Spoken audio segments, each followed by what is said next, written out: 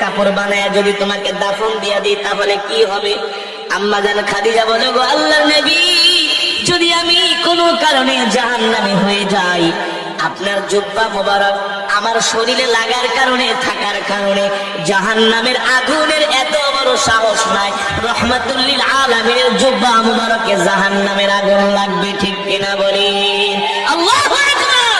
দুই নম্বরে, আমি তোমার কবরের পাশে কেন হাঁটবো?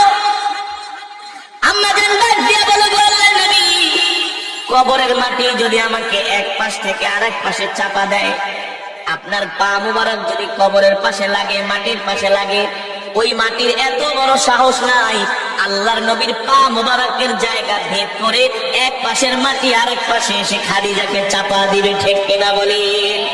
ঠিক আম্মা জান খাদিজা রাদিয়াল্লাহু তাআলা আনহা অসুস্থ হয়ে গেলেন। আস্তে আস্তে তিনি অসুস্থ হতে লাগলেন। আম্মা জান খাদিজা রাদিয়াল্লাহু তাআলা আনহার ইন্তেকাল হয়ে গেল। আল্লাহর নবী তার কথা অনুযায়ী নিজের জুব্বা মোবারক দিয়া কাফনের কাপড় বানায়া তার শরীরের মধ্যে পরায় দিলেন। নবীজি জানাজা দিয়া আম্মা জানের লাশটা আম্মা জানকে কবরের মধ্যে শোয়ানোর জন্য আল্লাহর নবী নিজেই নেমে গেলেন। নিজের হাত দিয়া আল্লাহর নবী রাহমাতুল লিল আলামিন আম্মা জানকে দাফন করলেন। কিন্তু আম্মা জানের চেহারা মোবারকটা বারবার আল্লাহর নবী পশ্চিম দিকে, কিবলার দিকে ফিরায় দেয়, কিন্তু আম্মা জানের চেহারা মোবারকটা পশ্চিম দিকে ফিরে না, বারবার আসমানের দিকে ফিরে যায়, বারবার আসমানের দিকে ফিরে যায়। নবীজি চিন্তায় পড়ে গেল, ব্যাপারটা কি? মুসলমান মারা গেলে তো তাদের চেহারা কোন দিকে ফিরায়? কিবলার দিকে। কিন্তু আম্মা জান খাদিজা রাদিয়াল্লাহু তাআলা আনহার চেহারা মোবারক কিবলার দিকে ফিরে না, আসমানের দিকে ফিরে।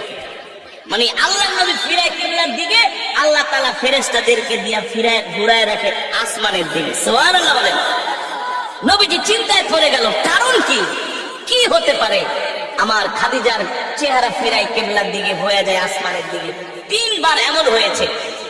নবীজি চিন্তায় পড়ে গেলেন। আল্লাহ তাআলা জিবরাইল